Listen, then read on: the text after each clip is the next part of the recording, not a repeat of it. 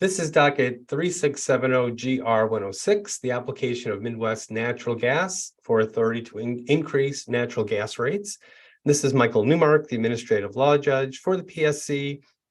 With us here in attendance today on Zoom is commission staff, utility personnel and representatives, and members of the public. And thank everyone for joining us. Here we are here today to create the record in the case, and that'll be the documents we identify and verify under oath as exhibits, and any comments we receive from the commission staff, the utility, and members of the public. We're also accepting public comments on the commission's website or by US mail, and those are due Thursday, March 16th. And details on how to do that are in our notice of hearing at this time displayed on the screen.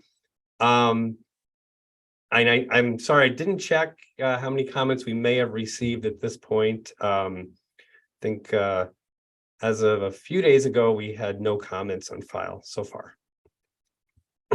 So a little bit more about our process. We'll create the record, like I mentioned, including the recording of the hearing. That'll be, since we're live streaming, that recording will exist on YouTube. We will forward the record to the decision maker in the case, and that person is the division administrator for the Division of Energy Regulation and Analysis, Christy Nieto. And so Christy will review the record and make a decision, and then a written order will issue. It'll be emailed to the service list and posted on the commission's website. So that's our basic process. Let's just get appearances from the utility at this time. So who do we have representing the utility?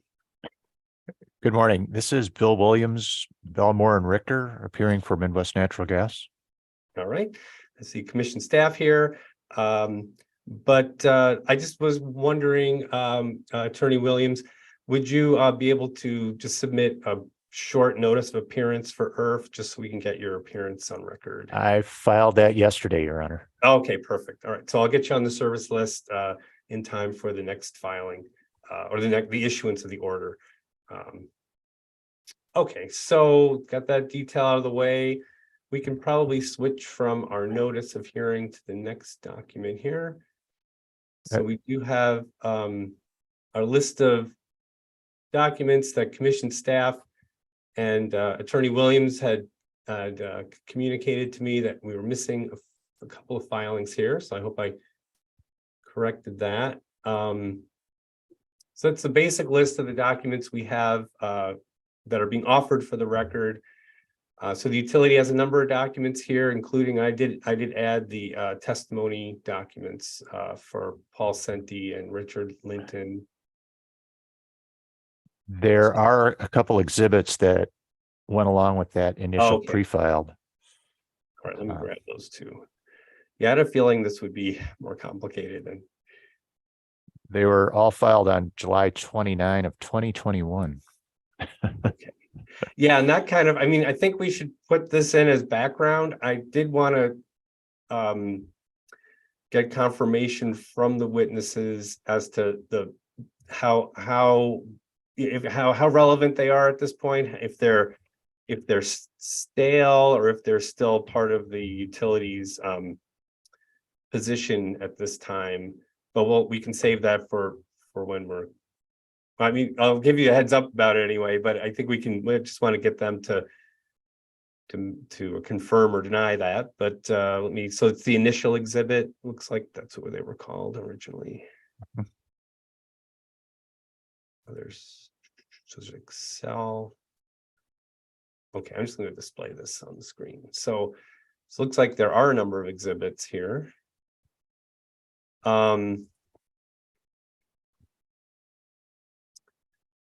So I don't know if the witnesses can chime in here. There's initial exhibits that are in PDF and some that are in Excel. Are they duplicates, or do we need them all? I guess for the record, I prefer to put the PDF versions in if they're the same as the Excel spreadsheets, but if not, we can put them all in. Initial exhibit. So these, each schedule is in Excel, and then there's the PDF. So let's just grab the Paul Senti PDF and see. It's the notice. Okay, that's just the notice. Okay, so they're different. And I thought, okay, so that's what went with testimony. Okay, I think I'm understanding now.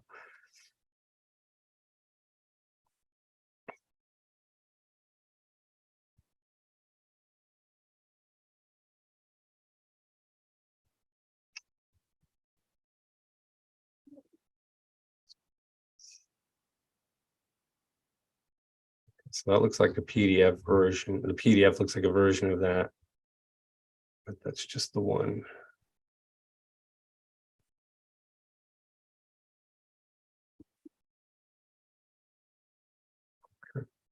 Well, just in case, I can add them all in. And I think we just still want to get the witnesses to confirm that to what extent they reflect the company's current position. So let's have reply exhibit. Okay, there's quite a bit of information in here. I don't know if that's going to work.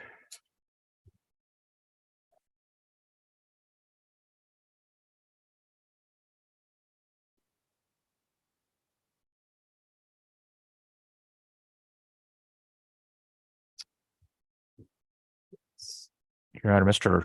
Litton or Mr. Senti can check me if I'm wrong, but those, while they're old, they did support the original application, and I think that it's appropriate that they be put into the record. Okay, yeah, and that's exactly, yeah, to the extent they support the original application, we can accept them in that form. And we'll need to know from the witnesses to what extent that reflects the company's current position, because they are in agreement, as far as I can tell, the Linton reply that we have listed. Oh, sorry, I'm going to switch the screen again. So we do have the reply document from witness Linton that the company was in agreement with the revenue requirement except for a few items. So if there's a way for the witness to explain to what extent the original application, to what extent those exhibits are reflective of that new position, that would be useful, so we know what to look at in terms of the current status of the applicant's position. But that may take a few questions. I don't know if we can get that out in one statement, but we can try to figure that out when the witnesses get there. So I guess who would be the best witness to get that that confirmation from? Would it be Senti or Linton? I believe that would be Mr. Linton, but okay, again, you guys are muted up there, and yeah, it looks like they're working on it. There you go. Okay, great. Okay. Good morning. Yeah, if you guys could chime in, give us a sense of, and you're not under oath yet, but just so we may need to repeat some of this, but just to give us sort of understanding of how this is going to play out. So there is the original filings, and they are quite old. We all recognize that. And then there's the Linton reply. And I can that's the letter that was sent in reply to the commission staff cost of service study and rate design. So that was May 11th, 2020. And so the company agreed with the revenue requirement except for the true up and the rate of return. At least that's how I've read this. So when we ask for all those documents, when we're going to offer all those documents for the record, it's fair to put them in as sort of the basis for the application. But then if you could just explain to what extent that application reflects the company's current position vis-a-vis the agreement letter, this reply letter. So just so we know that, that the company, there may be information in the application that's, again, not going to be used for processing and issuing the order, so that we're all clear about that, given the company's position as it's stating it in this letter. So any questions about that? Do you guys understand where I'm coming from there? Your Honor, if I may, that letter is from May, is that correct? I can't quite. Yeah. Oh, yeah. Yeah. May Okay. May 2022, and it's IRF number is 4387. Right. And Yeah. more recent, let me just ask, more recently, hasn't the company acknowledged that it accepts the staff's exhibits on rate of return and cost of service? Oh, I don't know. Yeah, that is correct. Yep. Okay. So is that one of the Schuster replies? Judge Newmark, I don't believe there was actually a formal filing on that. I Oh. think that was more in actually discussions that we had Yes. between commission staff and the applicants where that was established, Okay. aside Okay. from a statement that I'll have to make regarding one of our schedules. Okay, right. So just we're on the recording, but we're not sworn in. It's not sworn testimony. Just to get a basis of where we're at, the company accepts what does the company accept at this point? And we'll have them state this on the record, but it's cost of service study, rate of return, and rate design, or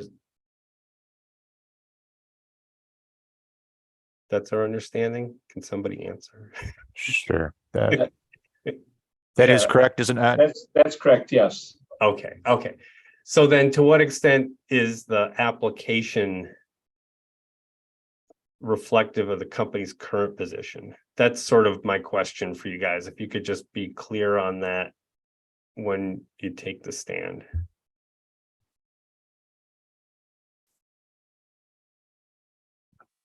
I guess it's Okay. I mean, I guess we've accepted what is in like you said, the cost of service study, the rate of return, and what the rates are that are proposed. I mean, we all kind of know from 2021 to current, the interest rates are changed dramatically during that time, but we accept what has been proposed at this point. Okay, that's fine. So yeah, I guess the best thing to do is just when we get on the stand, just confirm that your agreement with all of those things, and then I can put all the documentation into the record as supportive of the application. But I mean, technically, the application's sort of not in play because you're accepting what staff has has proposed. So just so we understand, where we're coming from on there. Okay, so I think, let me just grab that out of the way. And so let me just make sure we understand. So in terms of the exhibits from the company, I think I have them all copied from IRF here, but let me just see. It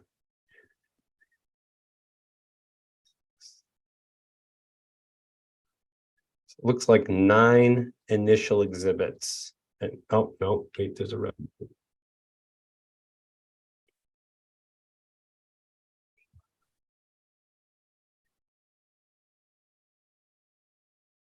So it'd be eight initial. Oh wait, did I get them all?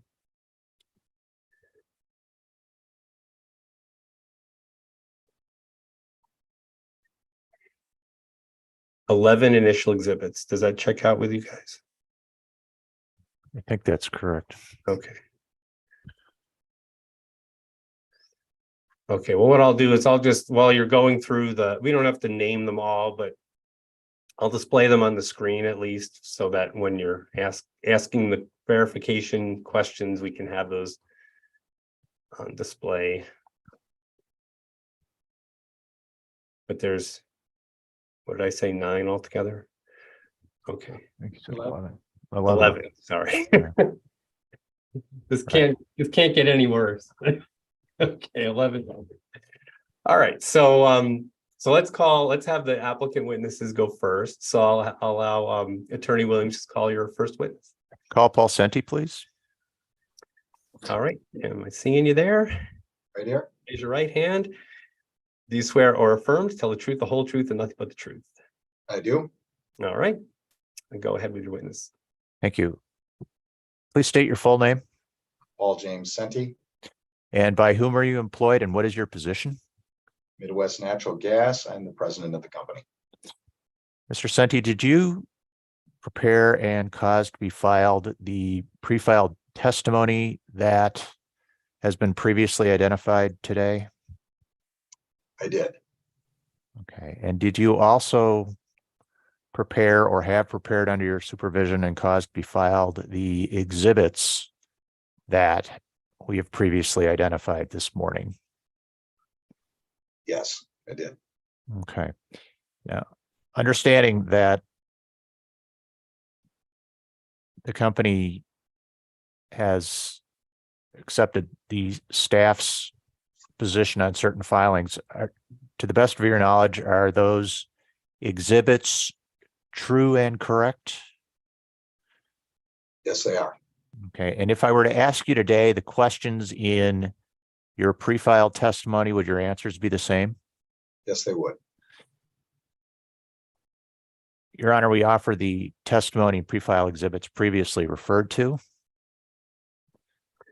Okay, so that just the Senti ones? Yep. Okay. Yes, for Senti. Okay, any objections to that? Not hearing any, so we can admit those. And Mr. Senti is available for cross-examination. Okay, and just a quick question, there's a few other filings, the notice to customers and the data request responses. Is that something witness Senti should be verifying, or should we pass that to witness? Mr. Linton will authenticate those exhibits. That's perfect, thanks. Okay, and okay, so at this time, any questions for witness Senti? Nothing. All right, well, thanks very much. You're excused.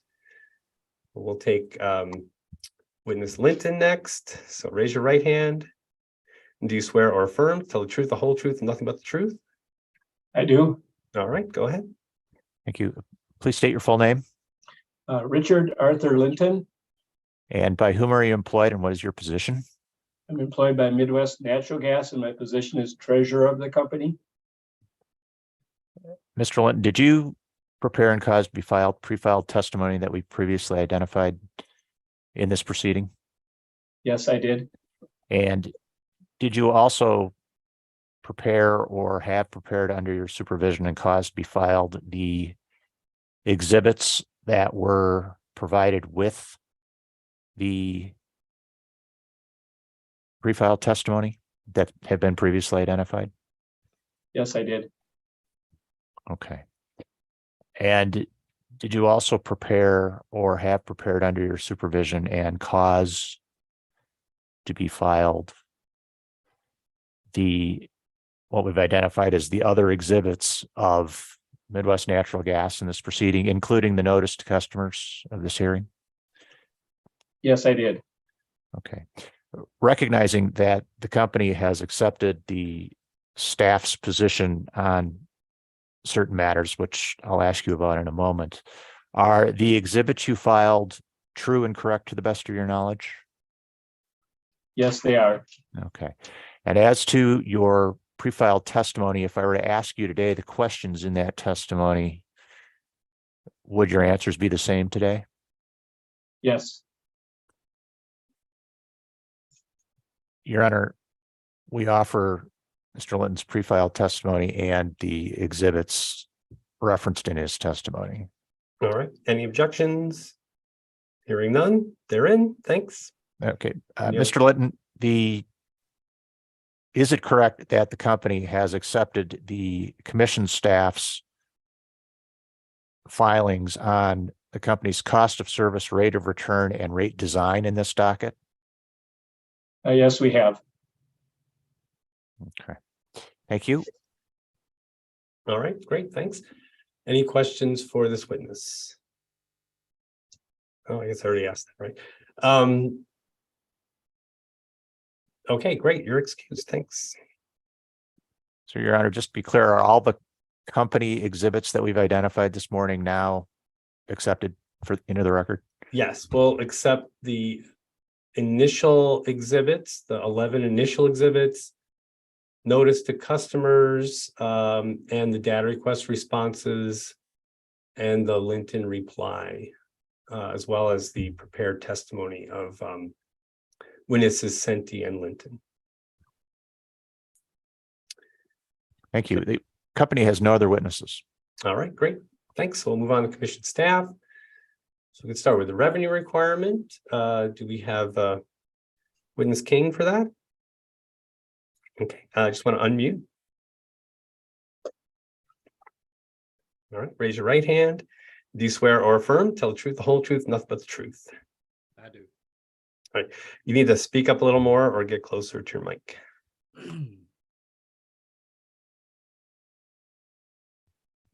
I do. Okay, that's a little better. I can increase my volume here too. So for a revenue requirement exhibit, are you familiar with that exhibit? I am. Is it complete and correct to the best of your knowledge? It is. Okay, and then for the data requests that we have listed, I guess typically we don't necessarily need the request if the responses contain the questions that were given. Do we know if those questions were repeated in the responses? I believe they are. They are. Okay, so just check one and be sure. So I think for ease of the record, we can. Yeah, looks like they're repeated. So those are repeated. So we won't need to duplicate those. And then the interim order,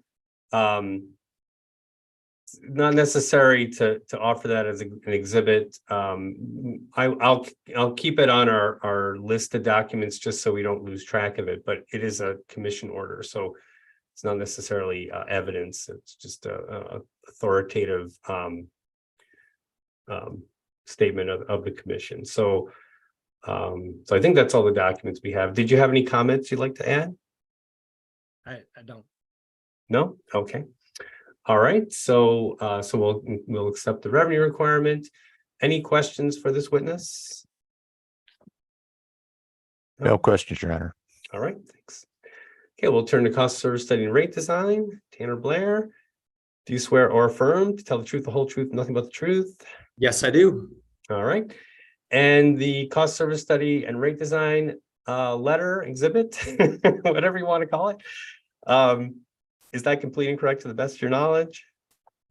Yes, Your Honor, it is, aside from one comment that I would just like to make for the record. I don't know if you want me to do that now or later. Yep, go ahead.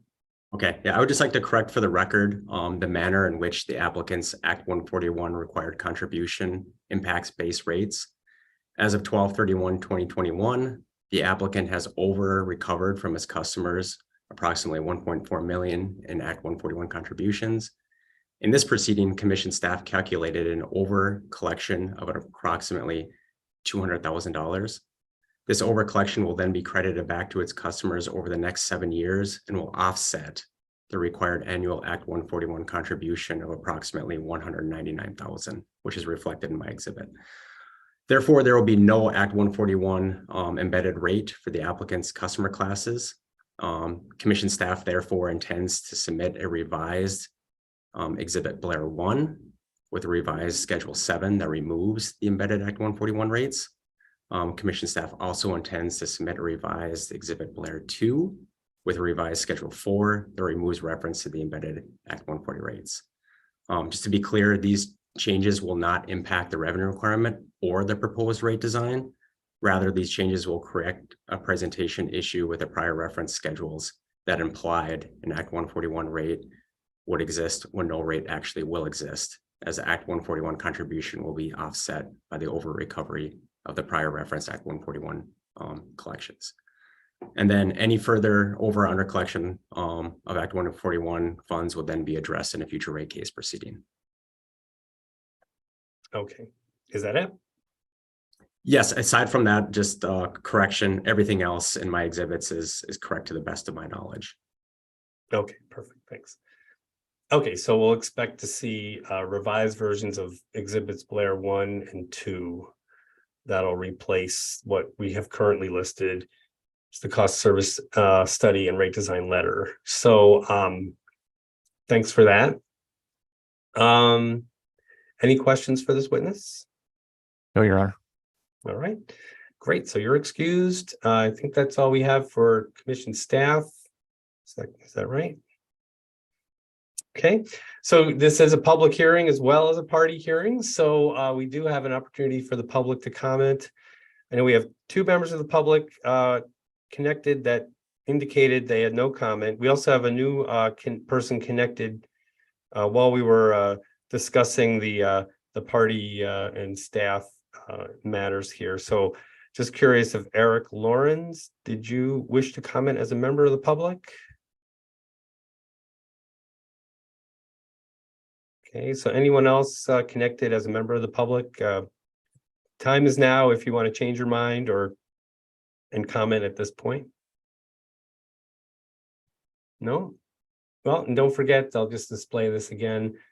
The notice of hearing, there's still an opportunity to comment in writing. If you wish to do that, that's due on Thursday through the commission's website or by US mail. So act quick on that. Otherwise, I think we have everything we need. Any other matters we need to discuss? Oh, I did want to mention, so there is a right to brief in a contested case. Did the applicant wish to file a brief? We have no issues for briefing, Your Honor. Okay, thanks. And so I guess nothing else. Okay, so with that, we're done. Thanks very much. Take care.